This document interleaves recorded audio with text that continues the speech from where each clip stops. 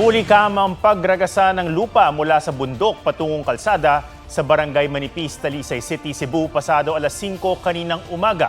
Mabuti na lang at nakaiwas sa mga dumaraang motorista. Dahil sa landslide, hindi madaanan ng Cebu-Toledo Wharf. Agad nagsagawa ng clearing operations ang DPWH. Ayon sa mga otoridad, ang pagguho ng lupa ay dulot ng paglambot ng lupa dahil sa mga pag-ulan sa lugar. Bago ngayong gabi, 3 ang napaulat na sugatan sa sunog sa Barangay Pleasant Hills, Mandaluyong. 2 linggo bago magpasko. Alamin ang latest sa live report ni Jamie Santos. Jamie. Atom 10:22 ngayong gabi nang ideklara na ng Bureau of Fire Protection na fire out na nga ang sunog na tumupok sa mga kabahayan dito sa Pleasant Hills, Mandaluyong City ngayong gabi. Inaalam pa ng BFP ang sanhi ng sunog. Nagngangalit ang apoy sa bahaging ito ng Barangay Pleasant Hills, Mandaluyong batay sa drone video ni Christopher Manzon ng Kapasigan Fire Volunteers. Kahit gabi na, nagkulay kahel ang langit sa laki ng sunog. Makapal din ang usok. Pasado alas 6 ng gabi sumiklab ang sunog. Umabot ito sa ika-5 alarma. Mabilis na kumalat ang apoy sa magkakadikit na mga bahay. Sunod-sunod ang dating ng mga bumbero. Pero ang hinaing ng mga pamatay sunog, mahina ang tubig sa hydrant malapit sa nasusunog na residential area. Pati ilang residente nagtulong-tulong na sumalok at mag-igib ng tubig para malagyan ng fire truck. Tulong-tulong po. Isang residente rin sa kalapit na townhouse ang pinahintulutan ng mga bumbero na kumuha ng tubig sa kanyang water tank.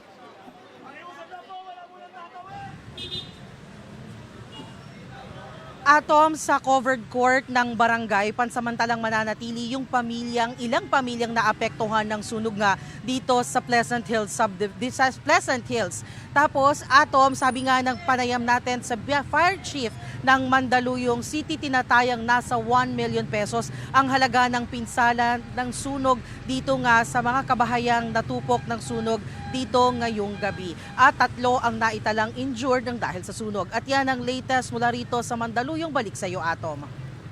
Maraming salamat, Jamie Santos. Plunder o pandarambong? Naharap sa asuntong yan si Vice President Sara Duterte. Ugat ng reklamo ang umano'y pagwalda sa mahigit 600 milyong pisong confidential funds ng Office of the Vice President at Department of Education. May report si Salima Refran. Mula nang gisahin ng Kamara, umiwas sa pagsagot si Vice President Sara Duterte kung paano ginastos ang 612.5 million pesos na kabuuang confidential funds ng Office of the Vice President at Department of Education. She may not like how I answer. She may not like the content of my answer.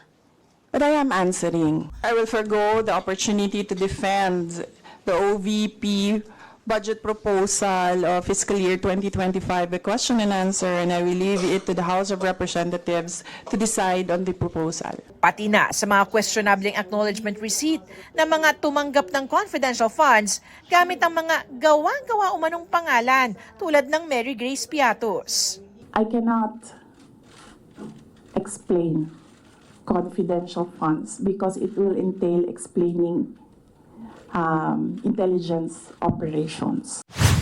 Pero nitong Oktubre, may sinagot ang bise tungkol sa pinanggamitan ng confidential funds ng DepEd. Isa sa mga pinaggamitan ng confidential funds ay yung corruption sa loob ng Department of Education. Hindi lang sa laptop pa. Kanina, dala ng mga civil society leaders sa Ombudsman ang sandamakmak ng mga dokumento para sa paghabla ng plunder, graft, malversation at bribery kay Vice President Sara Duterte. Chief of Staff niyang si Attorney Zulaika Lopez, tagapagsalitang si Attorney Michael Pua, dating Vice Presidential Security and Protection Group at ilang mga taga-OVP at DepEd. Bukod kay VP Sara, 15 iba pa ang inireklamo. Her indiscriminate misuse of public funds without fear of accountability is outright criminal and a perfect example of the betrayal of public trust. Yung confidential fund, kahit sinasabing confidential, may malinaw na parameters kung paano ito ginagastos. Hindi po ito kitty fund ng mga politiko. Nakalakip sa reklamo ang report ng House Committee on Good Government and Public Accountability na nag-imbestiga sa confidential funds ng BICE. Pinasisilip din nila sa Ombudsman ang bank accounts ni Duterte para matuntun kung saan talaga napunta ang confidential funds. Paano siya nakikinabang sa mga pondo na dumaloy sa bank account si VP Sara. So magandang magkaroon ng disclosure mula sa Anti-Money Laundering Council. Galit po tayo sa nanggagamit, galit po tayo sa kasinungalingan, galit tayo sa nagbabaluktot ng katotohanan. Walang politika dito. I-evaluate ng Ombudsman ang reklamo bago isalang sa fact-finding investigation. Si Atty. Powa na hindi pa raw natatanggap ang opisyal na kopya ng reklamo, umaasa raw na magiging impartial at objective ang pagsusuri ng Ombudsman. Makikipagtulungan daw siya sa investigasyon at tiwalang mapapatunayang walang basihan at hindi suportado ng katotohanan o batas ang mga aligasyon. Kinukuha pa ng GMA Integrated News ang panig ni Vice President Duterte at iba pang inireklamo. Salima Refra, nagbabalita para sa GMA Integrated News.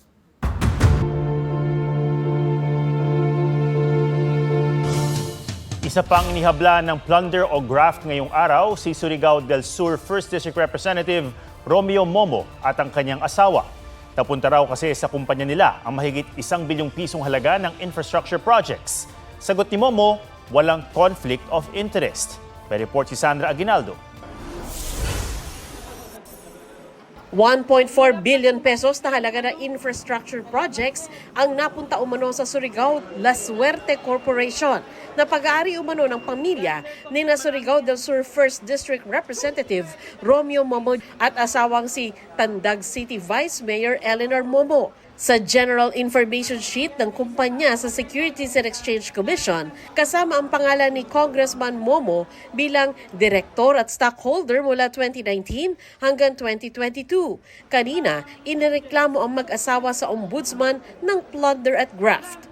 Kinwestiyon kasi ng mga naghablang pari at pribadong individual ang pagkamit nila ng mga proyekto gayong si Momo ay chairman ng House Committee on Public Works at co-chair ng House Infrastructure Committee. There is a problem because conflict of interest. Ba't niyo inalaw ang family corporation ng isang congressman na magkaroon ng ganitong bilyon na awards? Vice Chair pa si Momo ng Appropriations Committee kaya kabilang sa House Contingent sa Bicameral Conference Committee na mag-aaproba sa 2026 National Budget. Can you just imagine, billions ang nakuha kong ebidensya, pero member siya ng BICAM. Tinukoy rin sa reklamo na treasurer ng Surigao La Suerte si Vice Mayor Momo at may posisyon din ang mga anak nila. Corporate Secretary si Provincial Board Member Melanie Momoguno, Director si Councilor Romeo Jr. Si Ruela Tromel naman ang Managing Officers at pumirma para sa kumpanya. Sa isang pahayag, itinanggi ni Representative Momo ang mga aligasyon ng conflict of interest. Matagal na raw silang nag-divest sa Surigao La Suerte. Wala rin daw ginagawa negosyo ang kumpanya sa kanyang distrito. Politically motivated daw ang akusasyon at pakanaraw ng mga kalaban niya sa politika. Sasagutin daw nilang pamilya ang mga paratang sa tamang forum at panahon. Gaya ni Momo, idinadawit din sa maanomalyang infrastructure projects si dating Representative Zaldico na naharap sa kasong malversation at graft kaugnay sa mga ghost flood control projects ng SunWest Corporation sa Oriental Mindoro at hiwalay ring reklamo sa DOJ kaugnay naman sa flood control project sa Bulacan. Ngayong araw ang deadline para sa counter-affidavit ni Ko at pagkatapos submitted for resolution na ang reklamo. Pero nasa abroad pa rin siya kahit kanselado na ang passport. Hiniling na ng NBI sa Interpol na ilagay sa red notice alert si Ko. Ito po ay under evaluation pa. Ang huli naming na-check is actually being evaluated by the Notices Diffusion Task Force in terms of its form and substance. Sa pagsisilbi ng search warrant ng NBI sa condo unit ni Ko sa Taguig kahapon, nakakuha sila ng mga dokumentong konektado sa flood control projects. May mga nakuha ring pera, pero hindi raw isinasantabi ng NBI ang posibilidad na planted ang mga dokumento. We adhere to the principle of thoroughness and legality, and hindi naman po agad tayo naniniwala hook, line, and sinker. Kinakailangan dumaan sa masusing pag-evaluate kung ito ba ay itinanim lang o talagang genuine ang kanilang presence doon sa area. Muli namang bumisita sa DOJ si dating DPWH Bulacan District Engineer Henry Alcantara. Binigyan na siya ng provisional admission sa Witness Protection Program. Para tuluyang makapasok sa WPP, kailangan niya isauli sa gobyerno ang perang kinubra o manumula sa flood control projects. Nauna nang nagsauli ng 110 million pesos si Alcantara at may isasauli pang nasa 200 million pesos. May provisional admission na rin sa WPP si dating DPWH Undersecretary Roberto Bernardo. Under evaluation naman ang application ni na dating DPWH Engineer Bryce Hernandez at JP Mendoza. Sandra Aguinaldo nagbabalita para sa GMA Integrated News. Sa bagong taon, may aasahang bagong singil sa bill ng kuryente. Inaprubahan ng Energy Regulatory Commission o ERC ang paniningil ng 3.71 centavos per kilowatt-hour na Green Energy Auction Allowance. Makikita yan sa bill ngayong Enero. Transco o National Transmission Corporation ang nag-apply para sa pangongolekta nito na layong maibalik ang investment ng mga producer o developer ng renewable energy tulad ng solar, power at wind energy sa ilalim ng Green Energy Auction Program ng pamahalaan. Arestado sa Pampanga ang isang Chinong sangkot sa umano'y pagbebenta ng mga substandard na plywood. Iniimbestigahan naman sa Mandaue, Cebu ang pagpaslang sa isang CPA lawyer na konektado sa Bureau of Internal Revenue. May spot report si Darlene Kai.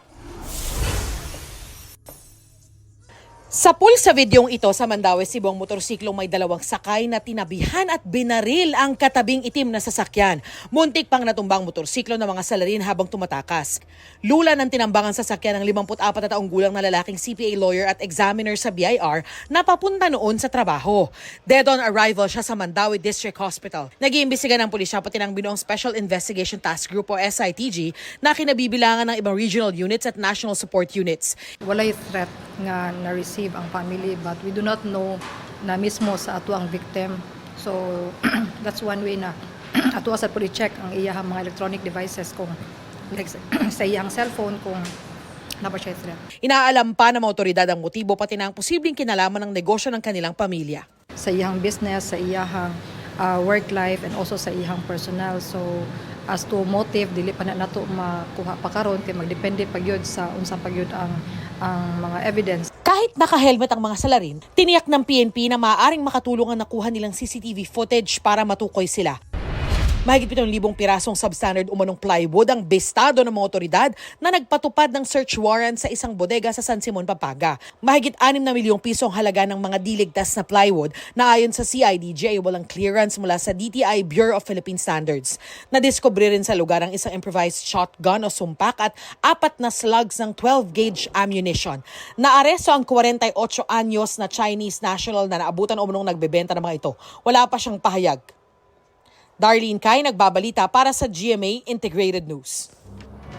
Di bababa sa 6 ang sugatan sa nahulikam na pagsabog malapit sa San Francisco sa Amerika.